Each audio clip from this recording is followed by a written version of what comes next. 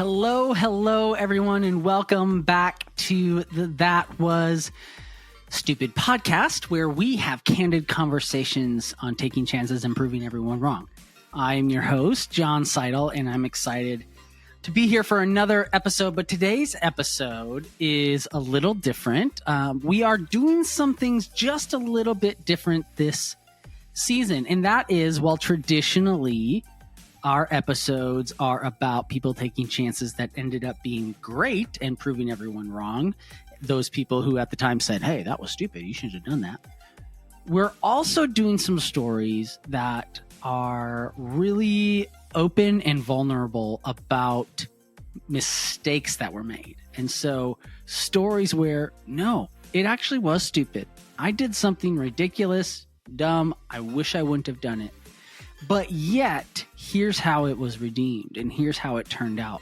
And so today, we have a World Series champion, Major League Baseball pitcher named Brandon Puffer on the show. And he's going to talk about how he went from the bullpen to the state pen. That's the title of his book, and he ended up in prison.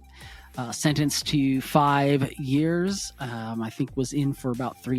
And he's going to talk about his fall from grace and how that happened and what led to that, what he learned, and what we can learn from his story. And so I'm really excited to have him on the show. But first, the That Was Stupid podcast is brought to you by the Veritas Creative. If you have a book inside of you that you would like to get out, that you would like help in organizing and outlining, anything related to that, go to theveritascreative.com and fill out the form to start the process of what that could look like to write a book like Brandon did, to write a book like Lee Coate did, our guest from earlier.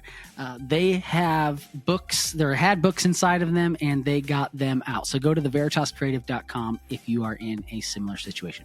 So with all that said, we are now going to talk to Brandon Puffer, former Major League pitcher that won a World Series with the Boston Red Sox, and talk about his fall from grace and his crawl back to redemption. Brandon, thank you so much for joining the That Was Stupid podcast. It's exciting to have, obviously someone of your caliber. I was a catcher in high school, right? So it's like, someone like you that's throwing cheese. It's good. It's good to connect. So thank you for joining us. Oh, John, I'm looking forward to it. I could not think of a more appropriate name for a podcast for me to be on. Well, that's great. And we're going to get into that for sure. I think, what's interesting is this season, I'm trying to introduce That Was Stupid stories that weren't just, hey, I took a chance and it worked out and everyone thought it was stupid.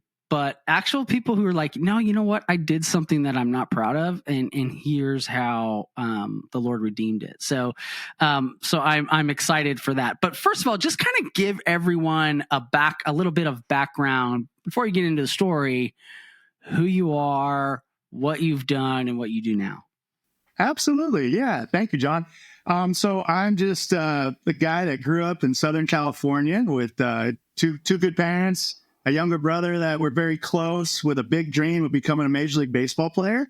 I had that dream from the time I can remember, and was just very fortunate to grow up in a great area where I had a lot of opportunities to kind of foster that skill and that dream, and ultimately was able to make it to the major leagues with a few teams, and became a World Series champion with the Boston Red Sox, and had all these cool baseball experiences that I thought would for sure fulfill me, give me peace, give me joy, but spent the majority of that time with a God-shaped hole inside of me that I was trying to fill with all kinds of things off the field and performance on the field and all these different things that I just wasn't ever fulfilled completely through that dream. I loved it. I was very proud of it. I had some great moments. It was awesome.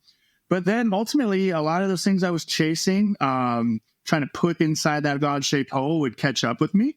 And my career would end on one particular night where I did something very stupid. And in fact, it was stupid. And I had a lot of consequences for that. I broke the law. I did prison time. My career ended. I know we'll get into more depth in that, but then ultimately that was the first time I really had to, be alone with myself, my thoughts, the Lord. You hear, God's all you need. Well, you never really know that until he's all you have. And that's the situation I was in. I mean, you talked about rock bottom. It was it. It was an 8x10 prison cell. Just kind of got reflective and did a lot of cognitive intervention and reading. And how did I end up here? Right. So I had a lot of lessons to learn that ultimately I never faced because I was always in this pursuit of that dream. It was always a selfish, ambitious day to day around baseball. And so this was different. The Lord put Jonah in the belly of the fish for 3 days, and he ultimately thought I needed more time than that. So 3.5 years, I was in the belly of the fish figuring this thing out, and humbly walked out after that time and just kind of restarted my life and then the redemption process. And so in terms of what I'm up to now, I'm just so blessed, man. I have a youth and high school nonprofit program, baseball I still coach, fortunate to have that passion back in my life and use that platform of, being a former player, but more than that, my stupid decisions are ultimately that really big one as well of trying to help kids kind of navigate those things of poor choices and consequences, and, all the different things that come around that. And so, now I'm doing that as well as sharing my story through, a book and coming on podcasts such as yours to try to really encourage people. I mean, I always say if I encourage one person by being on a show or going to speak or keynote or whatever, then it's well worth it for me. So, I mean, those are things that I'll be honest, John, when I was in we'll just use the analogy again, the belly of the fish, I just never saw as, possible for me again. So the fact that, the Lord has redeemed everything has really kind of spurred me on to continue to share my story, to let people know, hey, it's still possible apart from the guilt and the shame and all the things that you need to overcome. So let's get into that story. And so this is, if you're a paying subscriber, you can see, and I have it on my Kindle here, but you can see the cover of the book. Sorry, it's a little From the Bullpen to the State Pen. Rick Warren wrote the foreword. But let's kind of start. You are at the height, in a sense, of your career, right? I mean, by the way, so when you're, what were you known for, right? Was it a fastball? Was it off speed? Was it curveball? What was your thing? Yeah. So towards the last 10 years of my career, I played 15 years. I was a pretty traditional over the top right-handed pitcher. It was probably known for my curveball. And then I dropped my arm angle down to a sidearm pitcher. And then I became more known for just being a little bit deceptive, more of a sinker ball, if you will, just more of a movement guy. And so that was kind of my thing. And I think ultimately that's the only reason I made it is because I made that adjustment. I was a little more effective that way. So I was more of a sinker ball sidearm type guy. Which that's interesting too, right? We could talk about that, right? About just like changing your approach. Like, hey, I'm going to, I'm known for this. And then you're like, you hear about guys. I think, what's his name? I don't know if you played with him on the Rangers, but R.A. Dickey, right? I mean, football guy. Yeah. Just he was pretty much washed up, and he's like, all right, let me try this knuckleball, and then he becomes incredible, right? I mean, there's a story there. That's another great story too. Yeah, and it just kind of speaks to being pliable, being able to kind of like take coaching and adjustment.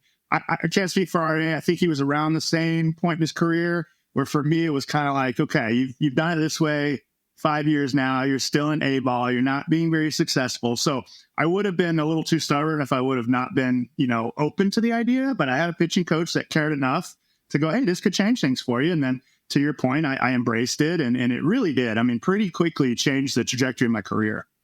That's okay. So you're, bring us to the story. How do you go from the bullpen to the state pen? The floor is yours. The details, give them to us. And so that we can, I tell people, like, we can't fully understand what God has done in your life to redeem you if we don't understand how bad it was. Right. So tell us the story. Absolutely, John. Yeah. I mean, part of my story kind of, it stems around this one bad night, one bad choice, but ultimately it really, once you pull back the layers, goes back to when I originally let all these bad habits in my life. And I'll even go a little bit further. I was sexually abused a few times as a child.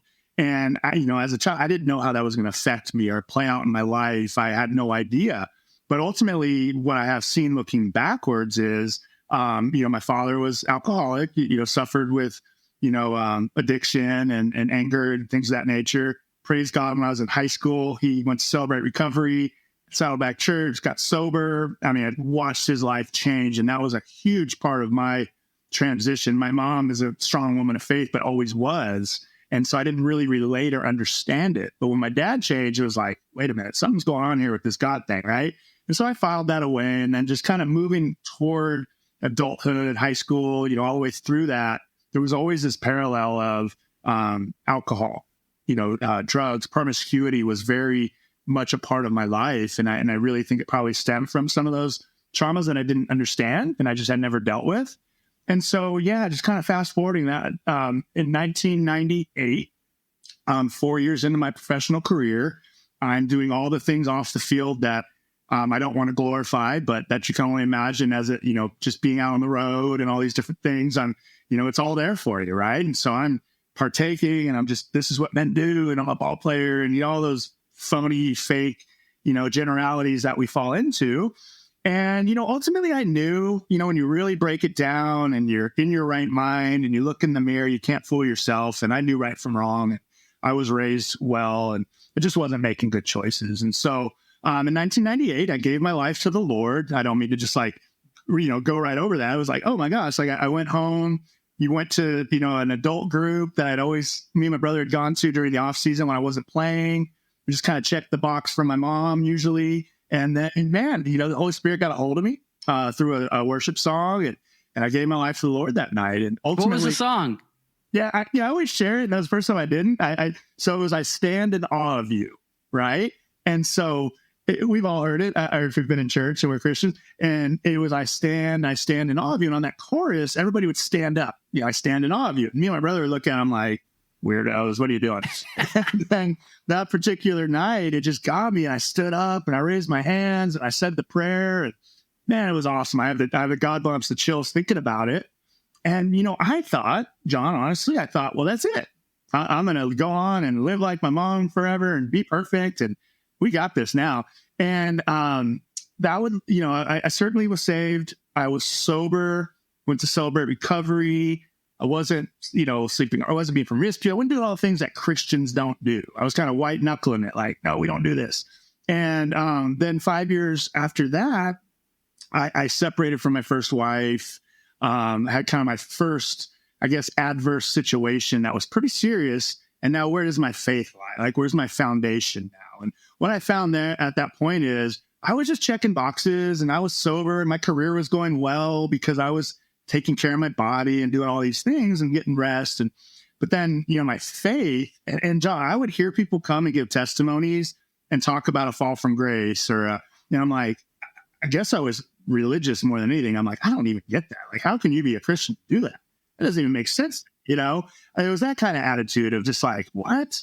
Judgmental, I didn't understand it. And sure enough, 2004, that's when that separation happened. I was in spring training with San Diego Padres.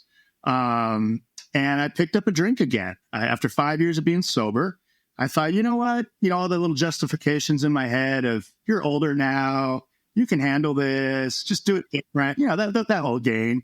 And so I did. I picked up a drink again. And from that day forward, I hit that slippery slope really, really hard. And all those, for lack of a better term, demons just right back in my life. I was out living that lifestyle again. And now I was in the big leagues. So I had a little bit more opportunity and money. And it was just a real good setup for the enemy to hammer on me. And he did, and I allowed it. And so then we go a little bit further, if I had a graph on my baseball career from 98 till, those 5 years sober, I mean, it just went up. I went quickly around the same time as when I made the adjustment with my arm angle, and man, everything was cooking. I had family. I was making the big leagues. I was wearing World Series ring at the Red Sox. I mean, things were going good. When did you win the World Series? 2004. 2004. Okay. I had very little to do with it, but I was just in the right place at the right time.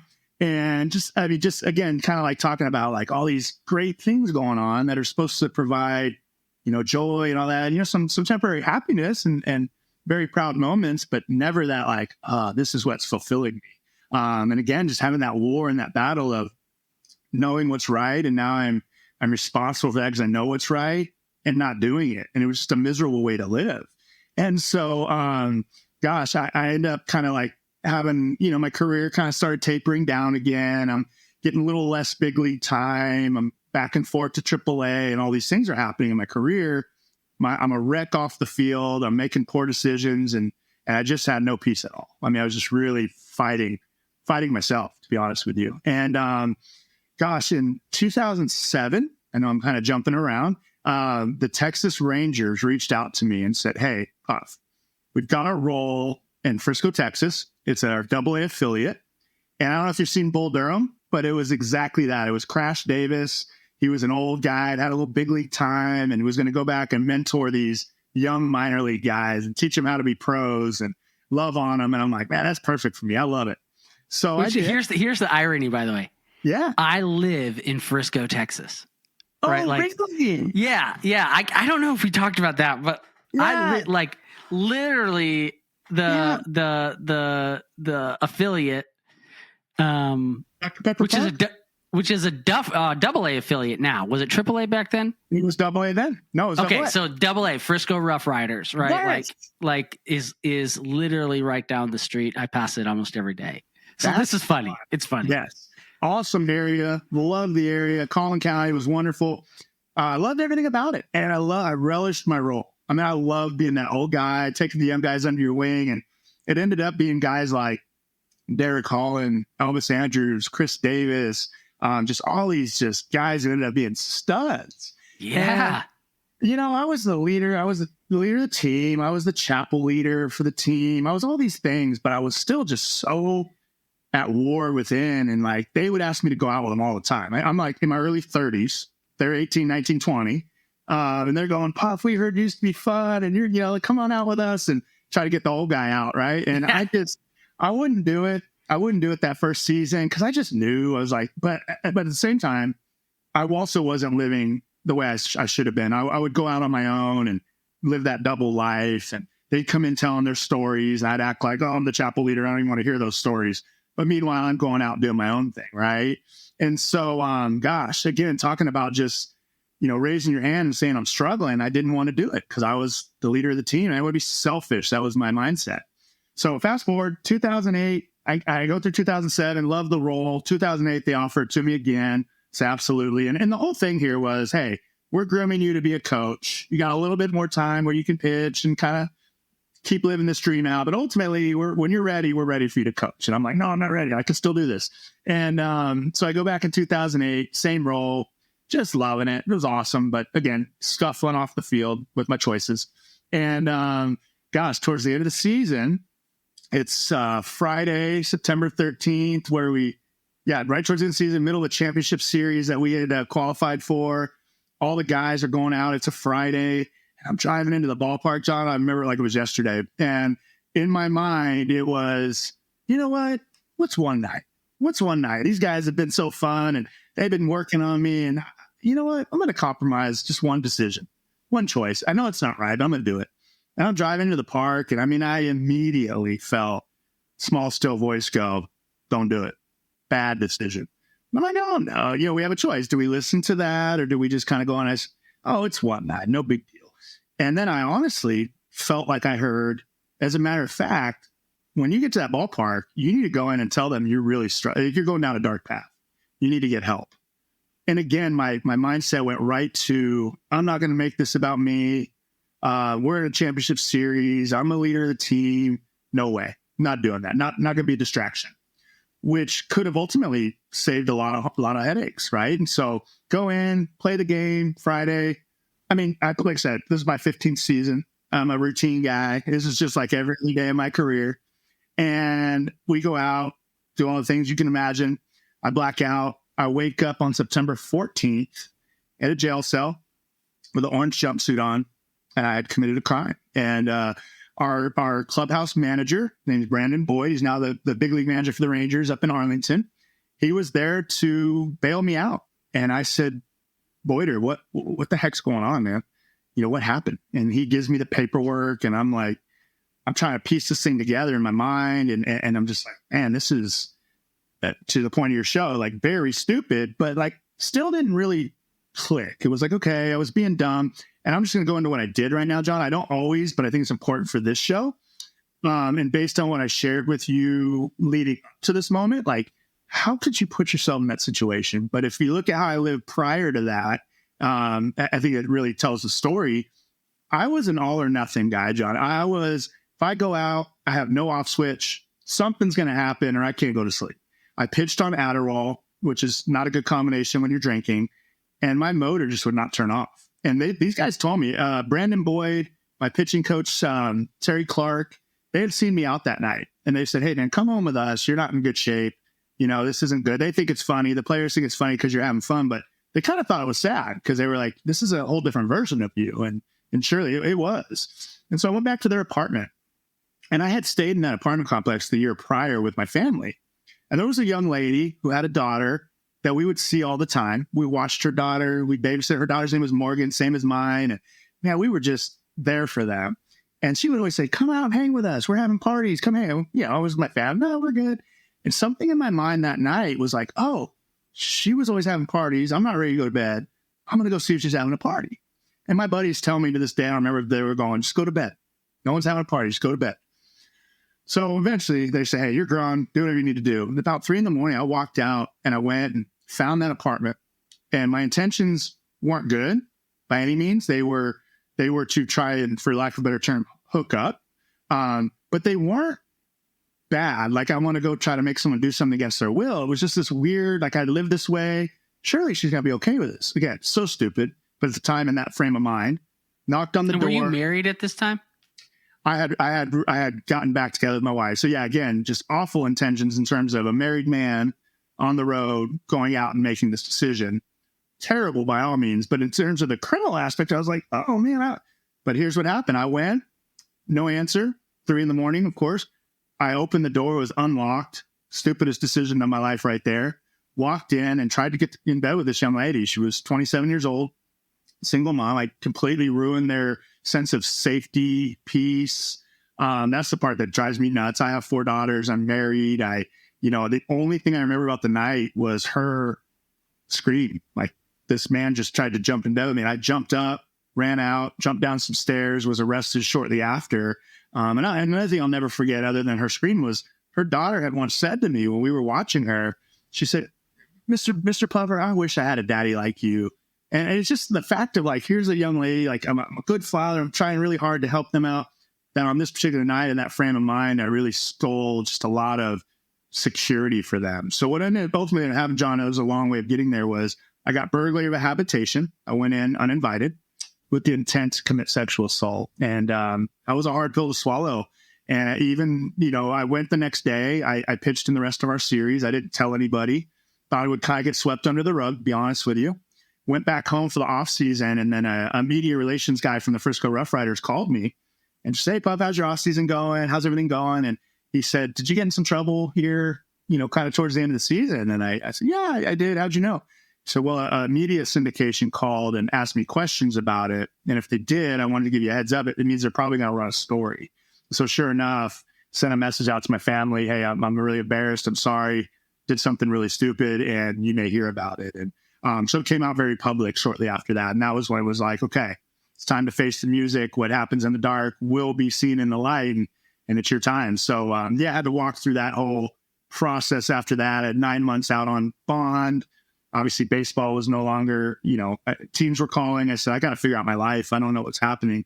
And then I had a jury trial 9 months later and ultimately got a 5-year prison sentence for that. Wow. I mean, there's a lot. I think I want to hit pause because I want to ask you this because I'm a big fan. I just recently started talking about my own journey with alcohol as a Christian, right? Yeah. As someone who fell into that. And I think there are a lot of people who don't understand how that can happen, right? Right. How can you profess Jesus and fall into that? And so I know how I answer that question, but I'm curious how you answer that question. How do you, and for you, it might be simple, right? For me, it's becoming simpler. to talk Yeah. to say, but I'm early in the game. So how do you explain to someone who says, Brandon, how could you be a professing Christian and be drinking and getting drunk and living this double life and then end up doing something like this? Yeah, no, I don't have a simple answer. And again, John, when I was sober for 5 years, walking it out, I didn't understand. And when people would come share, people like me who share now, I didn't get it. I was like, that doesn't, I was the critic, the cynic. Like, no, you probably weren't really a Christian, whatever the case may be.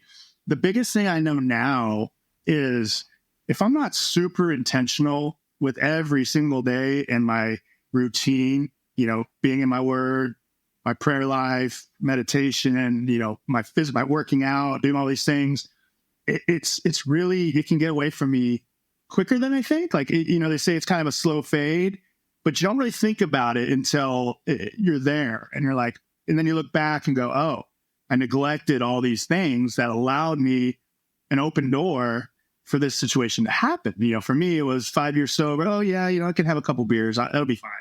And that led to, well, yeah, you can go out with the guys. Yeah, and all these compromises. It wasn't like one day I was like, I want to go out and blow it out and get in trouble. It was just like, oh, that's okay. That's okay.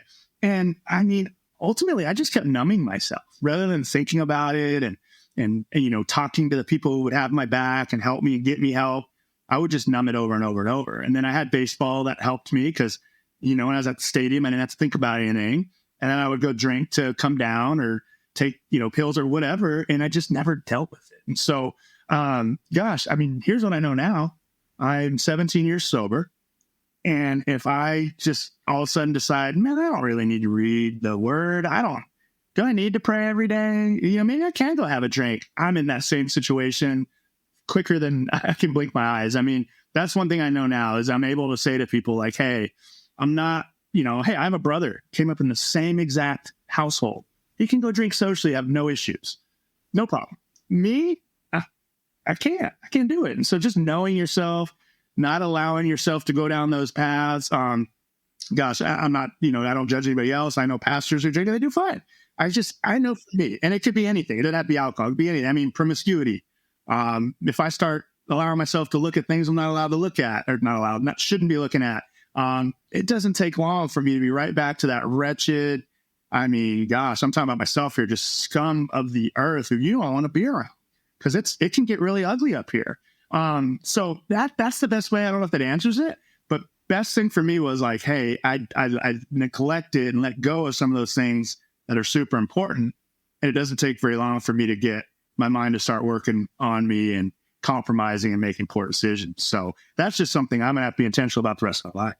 Yeah, no, I think that's awesome, right? Because I think, in general, right, there's a sanctification process, and some of us spend a lot longer in different phases than others. And I think for some people, they start following Jesus, and man, it's pretty quickly to go from sinner to saint, right? And then some of us, man, it is a long process, and some of us who think it's a quick process,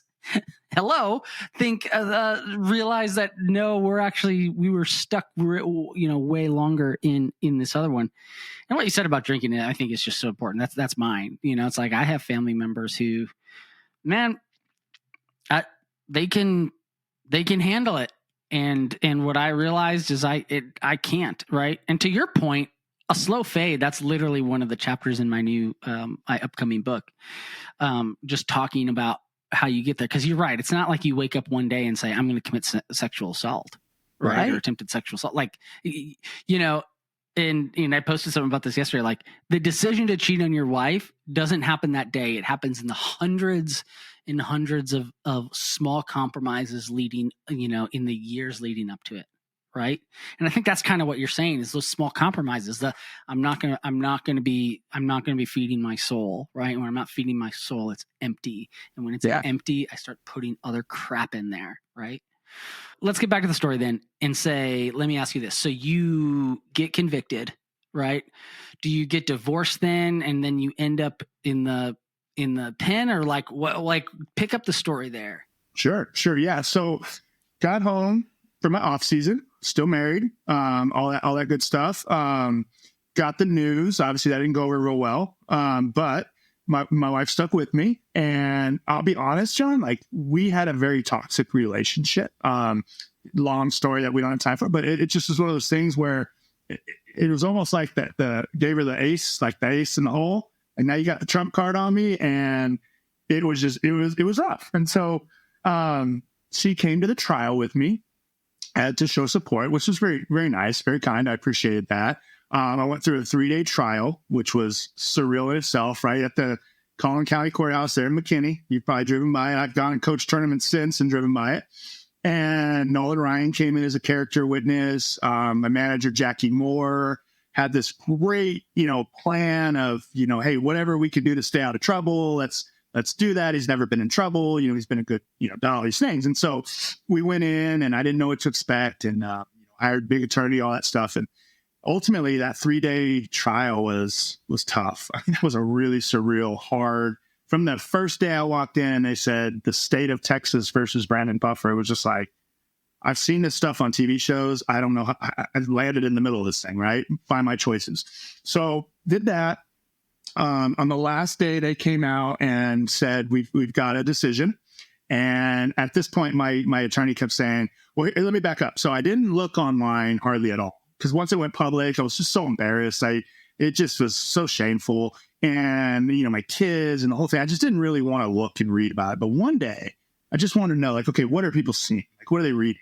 And so I went on and Googled my name, and it said, former Houston Astros pitcher faces 5 to 99 years in prison. And I was like, gut punch, like, what? And so here, there's just 12 of your peers that are going to decide what's going to happen between 5 and 99 years. Probation was also an option because I'd never been in trouble. And my attorney felt like that's probably the direction it would go. Well, they came out, they said, we have a decision. And they said, we sentenced you to 5 years in TDCJ. And they handcuffed me immediately. And I said, can I go say bye to my dad and my wife? And they said, no. And so from that point, it got very serious, very fast. They took me to a holding cell outside the courtroom. They stripped me of all my belongings. They put me in that cell. And when I heard the bars clink, I can hear them right now. I can see it right now. It was just like, here's your surrender moment, like, duh, but this is what it took. And it was like, God, every prayer to that point, John, was, please keep me out of prison. I'll be a good boy. I'll do all the right stuff. I wasn't drinking on bond. It was like, I'll be good. This was different. This was, okay, God, this is where my choices and my mindset got me. Whatever you have from here on out, first off, I was doing math on my children's birthdays in 5 years and how old they're going to be. I mean, man, tough. And so working through all those emotions and then just going, I can't process these. God, I can't. I give it all to you. And from that day forward, it wasn't easy, obviously. I mean, it was very hard to serve 3.5 years of prison time and very humbling and, see things that you don't want to see and go through things you don't want to go through and miss your family so much and just all these things. It's not supposed to be a nice place, but he just held my hand through every bit of it. Right when I hit the system, I was in the county jail close by you for about a month. As soon as I hit the Texas Department of Criminal Justice system, we were on a 9-day lockdown. There's no AC. You're in metal buildings. I had nothing but my Bible. And for 9 days, that's it. I mean, literally, that's all I had. I couldn't go out of the cell. It was 150-something degrees in the metal building. And I'm just like, God, I can't. Like, what am I going to do? And it's like that whole thing of, until he's all you have, you don't realize all you need. And so I just kept, it's all I had read. I prayed and I read and I prayed. And he just walked me through all 3.5 years. And I had some really cool moments of being able to speak in the lives of folks that I would probably not had a heart for prior to this when I was thinking I was a hotshot ball player, whatever the case may be. Just the humility, the heart for people, everything about walking through that system for 3.5 years changed the way I viewed everything. And then, ultimately I didn't know this at the time, but I was just walking in faith. But with the redemption and what he has me doing now, it was all just preparing me for all that. And people always ask, would you change anything? And it's like, I would 100% change the pain I cause a victim and my family and all the people around me. Because we make these decisions. It's not just you and I. It's not just us, John. It doesn't just affect me. It affects all our loved ones. everybody around us. And so I'd take that away in a heartbeat. But what it did to kind of mold and shape me into what I'm doing now, gosh, I wouldn't change it. I wouldn't have, go, hey, let's just pitch for another year and be a big league bullpen coach and travel around and just kind of ignore all the purposes and stuff that I was here for. So, just a difficult season for sure, without a doubt, but one that really has shaped me to be a better man. Man, a lot there. This is just going to be a curious question from, I think, a lot of people on the quote unquote outside, but what is it like in there? Like on a day-to-day basis? I mean, is it just like you just want to bang your head against the wall? Is it as rough as the TV shows make it out to be? Is it like, what is it like? Yeah, it's very similar, and it all kind of depends, right? There's different levels of security, and there's different things of that nature. It's constant noise. There's never like a quiet moment. There's just no choices. You're talked down to, like, they don't call you by your name. I was number 1589075. That's by Texas Department of Criminal Justice number. So it's either, hey, inmate, do this, hey, this, do that. And you just lose all sense of, dignity, really. And at the end of the day, yes, I saw race riots. I was in the middle of a lot of that stuff. I share this all the time, where there was a race riot that, took off in the chow hall. We were having spaghetti, and spaghetti's like the big day because you actually get full. And I'm like, crap, I'm on the floor eating my spaghetti as fast as I can because I know they're about to spray tear gas and put us all on our cells for a week or two until they figure this out. So I'm like, we're not going to get to eat. So, kind of stuff where you're like, you would never dream of that. Like, even now, fortunately, I'm not in that situation anymore. But things that, growing up the way I did and playing where I played is just like, wow, talk about a fall from grace, right? So it is. It's violent and it's hard. But I always tell people, I'm like, honestly, the worst part is just not being able to reach out to your family. Like, just, hey, just a text or a call. I mean, you get minimal phone calls, a certain amount of times. But yeah, just being able to hug your family, being able to see them, making choices for yourself. Ultimately, the violence and the fighting and all that stuff, it stinks. You don't want to be around it, and it's not a fun experience. But it kind of parallels it to me in not having your family around, and that's the part that really hurt me is just missing them and not being around my kiddos and missing big events in their lives and things like that. That's the part that beat me up more than anything mentally, And so I just think the only way to survive it, honestly, for me was, and I was told in county jail, you have to join a gang, you have to do this. And I'm like, I'm not doing any of that. I'm going to just try to better myself, improve myself. I'm a bigger guy. I think that helps. I wasn't walking around tough. I was just humble, respecting everybody's space. But I think that helps as well. And I just said, I got it. We're just going to walk this out. And if I have to go through certain things, I will. But it's miserable. Right? To answer your question in one word, it's a miserable place. But I will say this, and I've shared this many times. I had joy and peace in there a lot of times. I would sing praise songs. I was a janitor at times. I would mop and sweep and sing. And guys are like, how can you be happy here? And I just was like, I mean, if you have joy and peace, you can't take that away. If happiness is baseball or that relationship or, whatever, and then that's gone, well, there goes your happiness. But this was different. This was a peace and a joy that none of them could take from me. So where does the relationship with your family, where is it now? Oh, man. Unbelievable. So my wife and I did get a divorce in that, and you met my new wife, and when I was in prison, we got divorced, which is really honestly the best thing for us. We needed that. And then, gosh, I have 2 daughters and a grandson now. I also have 2 sons, but I'm sharing about the 2 daughters and the grandson because those 2 daughters, I had full custody of my son. Those 2 daughters went back home with my wife. She's from West Virginia, which she needed the support. It was what she needed to do. And they didn't have a phone system set up. So I did not speak to them for 2 years. And you're talking about Morgan, who is now 21. She's a nurse. She has a son. She's daddy's girl. I mean, we were close. Ashton was a baby. And to give you an idea of the disconnect, when I first got to speak to them after 2 years, Morgan said, "Hey, Ashlyn, come talk to daddy." And Ashlyn said, "That's not my daddy, Morgan. That's your daddy." And I heard it. And if you watched Morgan and Ashton and I interact now. I'm about to be with them in a couple of weeks. They just left here, Texas, about 2 weeks ago. You'd never know we missed a day, John. I encourage people who have struggled and had addiction, and maybe they did go to prison, maybe they did, who are disconnected from their family and their kids in particular. I'm like, guys, if you own your mistakes and you're humble enough to admit them and learn from them and share with your kids, they will forgive you. And not only that, I mean, we are so close. The redemption in the family is amazing. My ex-wife's so cool. I communicate through the girls, but I say, hey, make sure your mom's okay with it. And she respects our relationship. And I mean, it's all God. Like I would have expected a lot of hard times with the mom and seeing my girls when I get back out, and none of that. God just opened it, softened all the hearts. And it's like, here's your girls and here's your family. And now you can imagine with what I did, the guilt and shame of, well, who's going to love me after that? Who's going to want to be in a relationship with me after that? And now I have this just amazing wife that loves me for who I am, and redemption with my kids. So in terms of like the family redemption, there's just no way I could have expected how much God gave back to me in that regard. How do you explain, how have you explained that to Morgan and Ashton, and then how have you explained it to, your kids, your boys and the kids that came after that?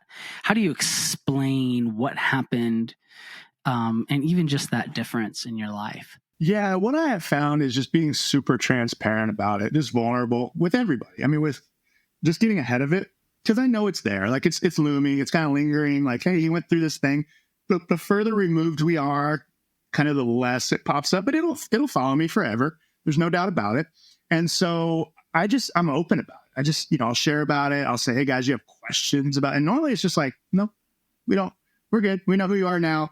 But I am always like, I let them know, like, look, if they're having a hard time with something, I'm like, look, have you dealt with not having me around for 3.5 years? Like, that's a hard thing. It's a hard trauma for a kiddo. And they're like, oh no, we're good. We're just happy we're here now. And so I don't know if that plays out, throughout their life a little bit here and there. I don't know. But I'm always like, just kind of bringing it up. Like, hey, do you have any questions about that? Was there anything I missed that really like you still kind of hold against me, or, cause you have every right to, like, I missed most of my son's high school football career. He went to play after that and I didn't see any games. I just caught his graduation, which was a blessing. But it was like, those were pivotal moments for him. And so just being transparent about it, just vulnerable. Like, I think if it would be easy to go, oh, we're not talking about that, or hey, that's the past. And it's like, we just don't approach it that way. And then the fact that too, that I'm always on like, different shows sharing about it openly, and they can listen and, have the book and all that stuff, I think also gives them permission to just go, okay, well, he's owning this. He's not hiding it. So if we have questions, we know we can approach him about it. I think for me, and this was one of the questions I paused earlier that I was going to ask, and I wanted to wait until we kind of got to this point. But, as someone who has struggled with addiction and mental health and that kind of stuff, I think one of the big things is shame, right? I mean, there is a lot of shame, and especially when you're a Christian who's quote unquote not supposed to struggle with this stuff, and then you do, and then you hide it even more, and all that kind of stuff. How do you deal with the shame? How do you make sure that it doesn't drag you down? How do you what's the difference in your mind between shame and remorse that you've felt? How do you handle those things? Oh, that's such a good question, because the shame is the guilt and the shame surrounding it is what is really, really difficult. And I think the more people show faith in me, like my new wife, or I always share the story of when I first got out of prison. I mean, I walked down, I had nothing. I started over completely. I mean, 100% started over. And they offered, a team I played for here in Round Rock offered me a job at the stadium. And I just humbly went to, it was a maintenance job. I'm like, I can't fix anything. But hey, I'll be at a baseball stadium. This is cool. And then I'll never forget the first time someone asked me. I used to do a lot of private pitching lessons. I used to love coaching individually. I still do it a lot now. But then my mindset was like, who's going to want me to do that? No one's going to do that. No. And the first time someone asked me and showed faith in me, and it went well, and they asked me for another one, it was a little spur of hope. Like, okay, people can get past this as long as you're owning it, being humble, putting your best foot forward. You're not coming out just going, yeah, I did what I did, whatever. I mean, if that's the case, nobody's gonna give you another chance, right? But I just felt like as long as I was walking that out and just trying to do the best I could with what I had now, that people, they really truly wanted to give you the benefit of the doubt, and they wanted to kind of do that for you. And so I just built off every one of those little victories, like, okay. And then I got promoted within that organization to, of all things, I was a youth baseball outreach coordinator. That's God. I mean, I'm like, with my background and on paper, that shouldn't be me. And so it's like, okay, God, oh wow, okay, let's walk that out humbly. And so just kind of like continuing to remind myself who I am in Christ and reading that. I mean, I have a bookmark that has all, you've probably seen them, all those things, like, here's the verse, here's who he says you are. And as soon as I start saying, yeah, you're that guy who did that, you're that guy who went to prison, you're that guy who has that record, it's like, no. Here's what he says you are. And it's daily. I mean, I'm not gonna lie, John, it's not like weeks go by and I got going on. It's at least a couple times a day. I also I suffer with anxiety, and my mind can, man, if I'm not intentional, I can go there. And if I let it go there, now I'm back to, well, yeah, you are that guy. What makes you any different now? Yeah. So it's just, and why not? And you're already a piece of trash. Why don't you just go, drink it away, right? I mean, that's what those lies tell us. That's the hard part. And then I go back to, that's what people want to see. They want to see you fail that way. They want to see you, fall from grace. And again, it takes getting past some time. But that's kind of what happened that first time I did fall. Was I blew it. I took the drink. I went out with the guys. I remember the first time I ended up meeting a girl and knowing that was wrong. And now it's like, well, you already screwed up. That's who you are. What are you doing? And now the enemy's just working on you. And so now it's just whenever that voice comes in, make sure I'm feeling the positivity, who God says I am. If I'm not feeling myself with the right kind of self-talk, then those words are absolutely going to come back in. And the important part is you just don't let them land. You just replace them, right? And I think that's what, in the book that I'm working on right now, I think one of the foundational keys to me coming out of it, and I think it's baked into what you said too, is it has to be identity, right? It's who you truly are, not just general identity, who we are in Christ, right? But what is my unique contribution to God's world, right? And you have found that. And so I think that's really important. And I think, one of the mantras that I've adopted is, listen, my mistakes, they describe me, but they don't define me. Right. And it, and maybe for other people, they'll never understand that, but I have to internalize that, right? Yes. What defines me is who God has said I am. And I think you touched on a key point too, right? And this is something that I'm getting ready, because I know there are people who are detractors as I talk about my own story, but is there has to be genuine remorse, right? I'm remorseful for the person I was when I was drinking, right? Yes. Which, by the way, I didn't go, break into someone's house, right? But that doesn't matter, right? My wife can tell you how absent I was. My kids can tell you how absent I was. I can tell you how absent I was and what I was chasing and what I was thinking and all this stuff, right? There's genuine remorse. It's not just, well, get over it, right? I'm redeemed, baby. Just deal with it, And so I think that's the difference, right? That's what you're talking about. That's what I'm talking about, is that there has to be remorse. And so I think to anyone out there, with men, women, whoever is listen, if you're listening to Brandon's story, which is incredible, and go get his book to really get in depth about all of it, is that he's showing genuine remorse. It's like, listen, I'm redeemed, not in a prideful way, but boy, thank God. And so I think I love that. My final question, this is the question I love to ask everyone at the end, is, if you could boil it down, to a lesson, what do you feel like is the lesson of your "that was stupid" story? I think, to pay attention to the small still voice that's trying to give you, there's always that moment, right? Of you're about to choose, you know right from wrong. Pay attention to that voice, because I knew, like I told you, I heard it. It was, don't do it. Do not do it. Go get help. And instead I said, what's one night? No big deal. What's one night? I didn't see this coming. I didn't see 3.5 years in prison for this one night. I just saw what's one night. So really paying attention to that. And then I think just to build off of that is 100%. If you're struggling, raise your hand and tell somebody. It just loses its power. It's you're only as sick as your secrets, right? And you got all this and you keep it in and you can't get rid of it and you act out instead of just going, hey, I've had these thoughts. I know they're crazy. I don't want to go down that path and I need help. And the amount of people that are going to go, oh man, I've been there. Let me help you out. It is incredible. And so that's what I would say is just really pay attention to that. But also more than anything, don't be afraid. Don't let the enemy lead you into believing you're the only one struggling with this, because you're not. And I know we're doing work on other things where we want to go, hey, let's give everybody permission to go, hey, I've struggled with this and I'm tired of holding it in and I'm tired of acting out and hurting people because I'm hurt. Because hurt people. I don't want to hurt people anymore. And to your point of, sorry, I don't mean long-winded, but the analogy of what I like to use to your point of like really being remorseful is think about the steroid scandal in baseball when it all hit. I don't know if you remember that. They did the Mitchell report. It was a big deal, right? And think about the guys that were just like, hey, I blew it. I tried to get an edge. It wasn't right. I let kids down. I let a lot of people down. I'm sorry. Guys are like, okay.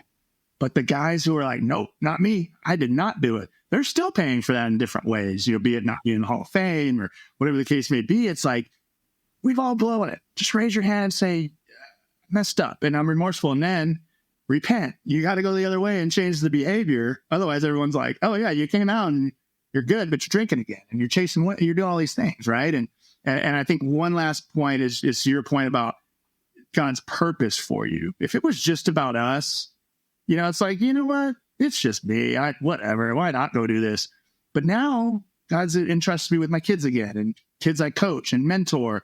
And I don't want to let them down. And I don't know if that's the right reason to not do things, but sometimes that's enough for me to just go, there's people looking up to me and they like that I've, my story, and I don't want to let people down again. I'm tired of letting people down. Right. So it's just a lot of different ways to kind of just, have a defense against what the enemy's trying to do. I'm kind of trying to get to the point. I say trying, right? Because I can't think of everything, but anything bad that anyone can say about me, I want to beat them to the punch. Yep. Yeah. That's, yeah. You know right. What? That was me, 10 years ago, 20 years ago. You're right. And I was a wretch then. I'm just a more redeemed, like more sanctified wretch now. Like if you want to say that about me, that's probably true. Yep. And it's like living in that freedom again, not to excuse it, right? I'm not excusing it and there's consequences. I did something stupid this past weekend, that I'm like, I'm going to have to pay the consequences for that one, Yeah. But so it's not excusing it, but it's just saying, yeah, you know what? Yep. 100%. Brandon, if people want to, find out more about you, if they want to invite you to speak, if they want to invite you to show their kid how to throw sidearm and an incredible sinker ball, where can they go to get more info?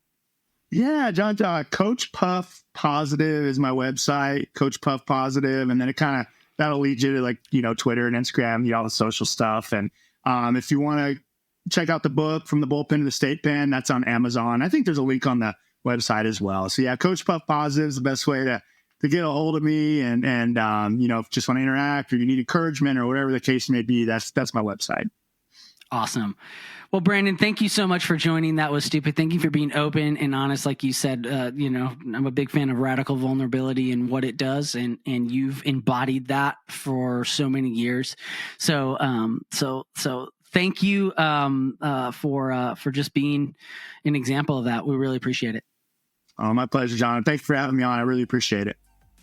What's some awesome words, right? I mean, I think I loved a lot about what Brandon said. I think his openness, his vulnerability, his talking about how he even, explains this to his kids, right? I mean, this is the epitome of a messy sanctification story.